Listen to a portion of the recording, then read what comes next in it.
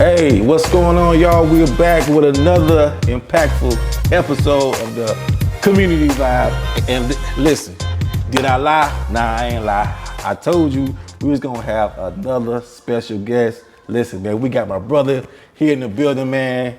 Be you, for you. Yes, sir. You know what I'm saying? What's up, man? My guy, man, Syvelle Newton, right here in the background, man. Let's get this man one huge round of applause, man. My guy, listen, man, what's going on, man? Man, listen, blessed opportunity. Anytime I get an opportunity to, just be a part of something that's good, I want to be a part of it, and everything that I've seen you been doing, even though, like you said, this is our first time shaking hands, meeting each other. Right. You still able to see what someone else is doing and knowing that it's making an impact. Yeah. Listen, well, you've been doing the same thing, man, for a long time. Yeah. If you're from Columbia, South Carolina, you can't help but know this guy, man, especially if you are a South Carolina, man, Gamecock. But prior to that, man, we knew about you breaking hearts down there in Marlboro County, man. Yeah. Okay, Marlboro County. Let's talk about that real quick, man. Coming from that community, which may be a small community, but it's a community with a big heart, right? What did that community, man, do for you, man? Marlboro County has literally, man, produced so many, superstars, man, ball players, man, for sure. What did that community, man, do for you, man, leaving that community, going to South Carolina University? Yeah, well, a lot of people don't know, like, Wallace, South Carolina. You probably never heard of it. Small town, not too many people. Basically, no lights, none of that stuff. So real, like, everybody be like, I'm a country boy. I'm a real country boy. Right. But, just to be able to do some of the things, like my brother came before me. Wow. He went to Furman, went to the NFL. Oh, okay. Yeah, he played in the NFL. We had a couple of more guys that were fortunate enough to do the same. So you look at the small community and how all the schools combine to make one, one high school. Right. It's crazy because you see folks like Tommy Zimmerman, who came in before me. That's my guy right there. Yeah, he's probably, to me, I think probably the best athlete.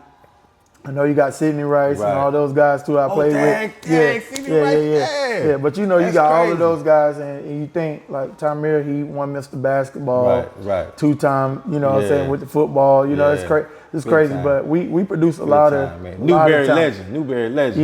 Yeah. He would have been a Clemson legend. He actually came to South Carolina State too one time. He did, but they, I don't know what happened with that. No said on that. Listen. So going to South Carolina, man. What made you choose South Carolina? Man, it was man. Honestly, I tell the story all the time because everybody asks me about my recruiting. It was more like I went to the news station, like really had my speech written. I wrote my own speech, because I was going on Channel 15 News back in the PD. Right. And pretty much I had my speech written to go to Clemson. Wow. Yeah. So when I got there, like I say, being from a small country, I don't know nothing about no signing day. You might have seen a few people going to the library and stuff, but mine was a little bit different. Right. So, I was recruited hard by the in-state schools.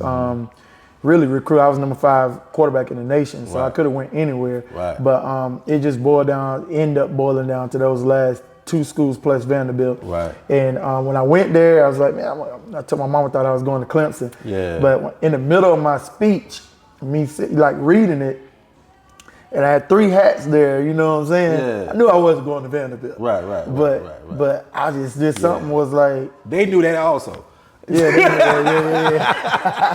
But pretty much, when I put the Clemson hat on, bro. Right. So a lot of times that video, I tell people all the time, I was the first one to really ever put on a hat and take it and put it back down and kind of mix signing day up like that. But and I tried to find other videos of people doing it, but I ain't seen them. But it was really like unintentional of me throwing the hat. Right. But I ended up going to Carolina. Demetrius Summers was going there. Big time. Noah Whiteside. We had a big recruiting class Ball that year. players. So I just made that move. Yeah. So talk about being the first, man. You just mentioned that, man, that you was the first to actually, put the hat, Yeah. Right. throw the hat, but you was also one of the first ball players that I seen to actually play on both sides of the field. Yeah. So you played a quarterback and defensive back while you was at USC, man. Right? Let's talk about that, man. Well, pretty much, man. My career, you know, I have my own podcast. It's called As I Sip My Coffee. It's partnership with with the school and things like that. So it's like, man, I just did an interview with Lou Holtz, and we were talking about you know, that like I came into the school, like I said, #5 quarterback in the nation. Get there, you know, we get in the first scrimmage or something. My first run, 72 yards, boom. Come back again, next series, boom, down the field again. Next day, I'm at wide receiver. Wow. You know, and it was like, I'm at wide receiver. I ain't never played wide receiver in high school. So that's where it kind of started. But that was my way of getting on the field my freshman year. And then, you know, coming into my sophomore year, Coach Holtz was like, nah, I brought you in to be a quarterback. You're gonna play quarterback. So I end up taking over the starting role towards the middle end of the season. Because Dondre Pinkins had a couple of injuries. So then, you know, Coach Spurrier come in. He just basically flat out told me, like, you know, you're not playing quarterback. So you know, that became the whole stigma to where it's like, okay, it's true. He's not gonna have me at quarterback. You know, for whatever reason. But I end up going back to wide receiver. That year. So when you start talking about the first, that's where the Wildcat comes from. You know, when we're playing against Kentucky Wildcats, he put the Wildcat formation in. And you know, then I tore my Achilles and came back my senior year. Back at wide receiver. Then he moved me to quarterback. We got bowl eligible. As soon as we got bowl eligible, boom. They told me I can't play offense no more for whatever reason. Moved me to defense. I ain't asked to do none of this. But that's just pretty much how it transpired. But just being able to you know, start at all those positions. My first time playing defense, I was man-to-man running around with Percy Harvin. So it's like, but it was a fun game we played against Florida. He was a dog. He was, Harvin was a dog. I couldn't keep up with him. I couldn't keep up with him. So talk about, you know, leaving South Carolina, right? Most ball players, man, when, you know what I'm saying, when they leave, they either go to the NFL or they may try to do, you know, something professional, right? Or then most of them try to make that transition to the whole civilian world, right? What was that transition like for you, leaving South Carolina? Well, first of all, leaving South Carolina, I never thought that I would just transition into the civilian world, you know, because I was always, you know, the top of tops, like coming from every level of football. So, and then to know that my brother was already in the NFL, and I'm sitting there saying like, well, my brother in the NFL, I know I'm going too. But it was rough because my career, it ended because of injuries. So it was like the transition I didn't make the transition basically because of I wasn't good enough. It was because I was hurt. I went to the, you know, anybody don't just get invited to the NFL Combine for those who know that. Not at all. But that's where, you know, I found out I had a fractured pelvic bone. But, you know, that kind of took me out. So transitioning was very hard. I went through a lot of you know, anxiety, depression type stuff because it was like an identity crisis began because it's like, who the heck is this regular person that got to go, you know, go back to school and finish a degree and all this stuff like that. So I went through a lot of stuff, and, you know what I'm saying, mentally trying to figure out who I was and get back into the woo of like, you still, you know, got to live life.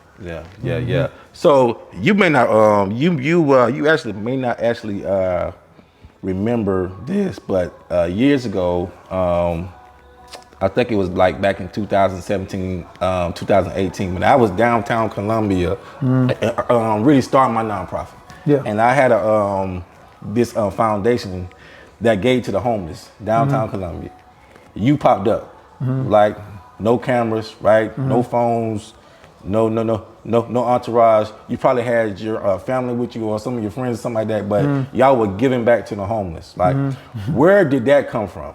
I mean, that's just part of me, man. You know what I'm saying? Like, one thing I kind of like, you know, like you just said, like no phones, no cameras, no, you know, I mean, when it comes to like giving, and you giving, like there's no need for you know, cameras. Be advertised. Because advertisement don't come with giving. And, you know what I'm saying? Unless it's like, okay, this needs to be advertised because it's gonna bring on more funds or finance so we can help more people. But when you going down, you know, to give to people and you're going to feed them and things like that, it's all because you're doing it because of your heart.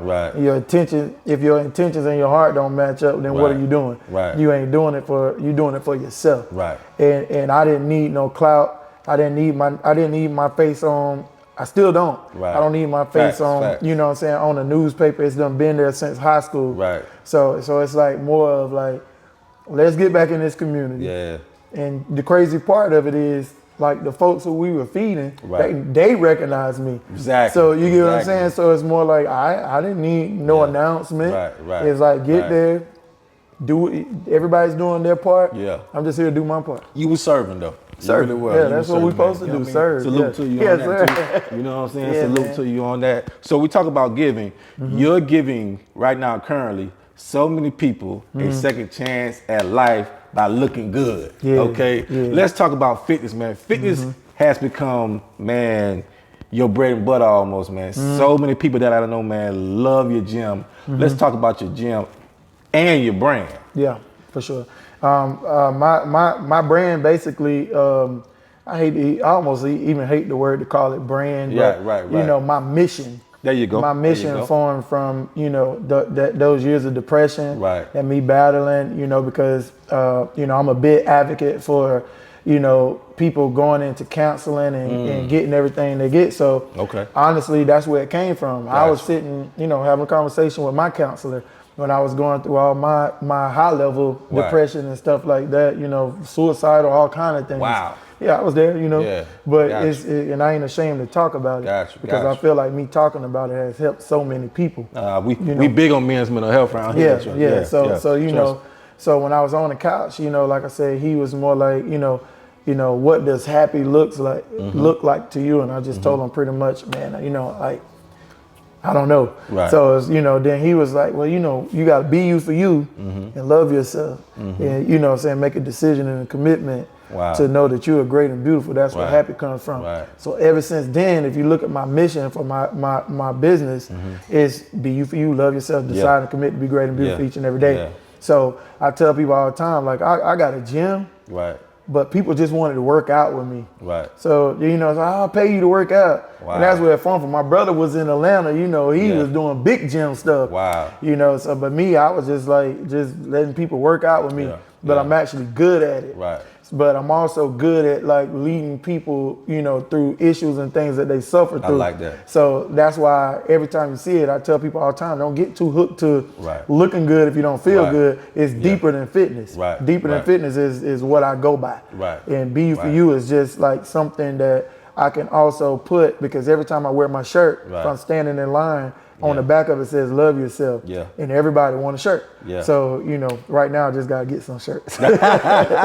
So if people want to actually sign up for your gym or follow you, how could they do that? It's simple, man. My name is Syvelle Newton, Syvelle Newton, and the gym is just Be You For You. It's on Instagram, it's on Facebook. If you want to join, I'm not one of them trainers. Like we're still talking about the fitness scene. One thing I kind of dislike the Columbia fitness scene. I got you. Because it's you know, I feel like the pandemic has led so many people into like oversaturate the scene, and they really don't know what they're doing. And every time I look around, I'm like, okay, this person opened a gym, this person opened a gym, this person a trainer, this person a trainer, but they're not training people to actually learn like what they're doing. They're just throwing together stuff, and I'm like, man, like, you know, so I keep my prices down. You know, it's $125 a month for unlimited. You get unlimited training. You know, you get access. You be trying to kill people in there too, man. No, I just a couple guys that I know, man. Couple guys, you know me. Listen, man. Last might have been about 2-3 weeks ago, man. A couple of my frat bros, you know what I'm saying? Bishop, you know what I'm saying? Get you black, all those guys. Yeah. I saw you. Yeah. Y'all almost died out there. Yeah. But you have so many people, man, who love coming to the gym, man. Just like, you know what I'm saying? What does that really feel like for you? You know it just feels like I'm doing something good. The whole buy-in of it all. Yeah, I'm doing something good. Right. And you know, everywhere you go, every organization has like its downfalls. Of course. You know what I'm saying? Like mine is, you know what I'm saying, I'm take accountability, you know. Right. Sometimes I get kind of burnt out because I do a lot of things on my own. Right. So it's like, you know, that's why I try to build a community for people to understand, like, you don't always need Syvelle. Right. You got to be able to stand on your own. This is your journey. Exactly. It's your mission. I'm just here to guide you. So what you're doing is I try to keep the gym a community. Right. For people to know that, like, your money is not like really paying me. Right. Because, you know, 9 times out, almost every month, we barely are in a space to where we can keep the community. Wow. So, you know what I'm saying? It's more like, what y'all think y'all are giving into me. Nah, y'all just doing this to keep our doors open, to make sure, you know, that we can still, you know, save lives. Yeah. Because as people come in that's not really coming in for fitness, they coming in because they need a community. Gotcha. So that's what it's all about. So when we talk about the community, let's talk about the Great Falls community. Yeah, man. Okay, so one of those many things that you do, man, is you are a high school football coach. Head coach. Right? Yep. Head coach. Yep. Head football coach, man.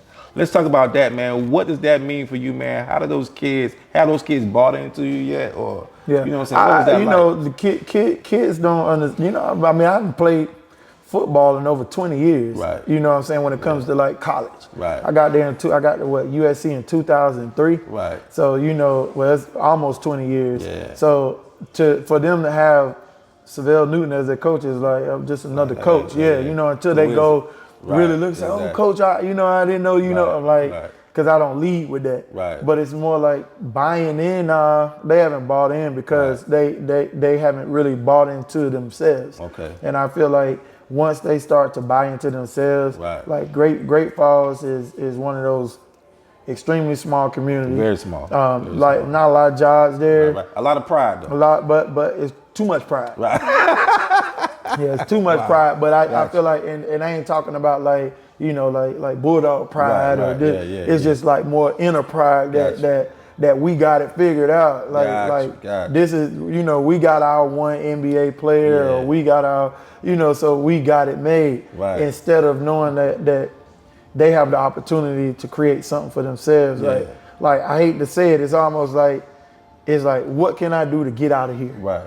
And that's what I'm trying to show them. Like, you know, if you do your part, I'll do my part. Gotcha. I had 5 seniors. Right. 2 of them was I thought they borderline was good enough to play college. Right. But it was more like, I'm gonna make sure I get you on to a school. Right. If you do your part. Right. And they won't buy into it. You know, this whole summer, you know, it's been hard to get the kids to come. Right. But the parents ain't bought in. Right. So if you can't get them bought in, then the community's not bought in. Exactly. You know. Exactly. And last year, you know, going to the Teddy Bridgewater situation, you know, I'm sitting there like, you know, well, I got to a school with 11 helmets. Wow. You know, 11 helmets, shoulder pads, you know, that I wouldn't even put on to play for myself. Wow. You know, because of the rust and the things, different things like that. So it's more like, okay, what are we gonna do for these kids? We got how much money do we got in the athletic department? Right. Nothing. Wow. You know, so how much money we got left into the booster club? Nothing. Right. So it's like, this is my part. This is where I step in. Right. It's like, hey, what you got? What you got? What you got? How much that? $14,000. Yeah. Okay, do me a favor. Let's get these helmets in here. Right. Let's get these shoulder pads. Right. I'll make sure you get the invoice paid. So it's kind of like, I could guarantee you, I probably made negative money last year. Wow. But you know, that was making sure that I promised the kids they'll have new jerseys. They got them. Promised they had new helmets, they got them. You know, this year we got to do pretty much the same thing. Like, we got to rush to try to raise from now to the end of this month $10,000 to try to get newer stuff, because once reconditioning happens, you lose stuff. Exactly. So we lost a lot of stuff, and right now it's back to the same thing, trying to get people to help out this school, because I mean, other than that, I don't know.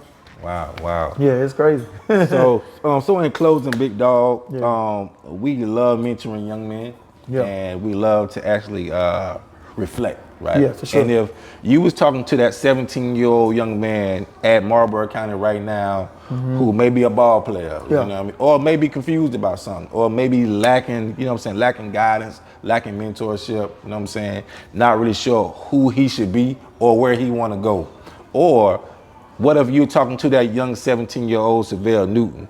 What would you say to him right now?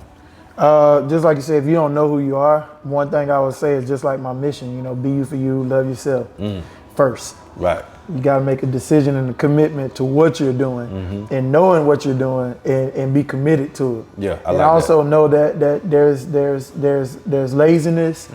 You can have downfalls. You can have setbacks. But as long as you know, like, if you have greatness inside of you, that's where, the beautiful things in life are going to happen. So I would tell them first, hey, remember, you're a student athlete, but that word student comes first. Comes first. Yeah. I mean, like, I never try to say, like, hey, man, you'll never be what I was. Right. You know what I'm saying? But I'm going to tell you what, I found out quick that being a student comes before the word athlete, because you'll always be able to use that. Yeah. And we done seen so many people, like, they've been to the NFL, NBA, all this, and they ain't got a thing because they only had their athleticism, exactly, and their skill set. Right. But what do you have after that? Right. So that's what I would be more like, tuned to help a kid, like, to know, like, sports is good. Go make mama proud. Go get that NIL money. Go make the money, but understand, like. All that money, it goes quick because you become accustomed to a lifestyle. Right. So make sure that you are understanding where you are in life and the places you can go in life, and it don't stop going. You got to keep going here all the time.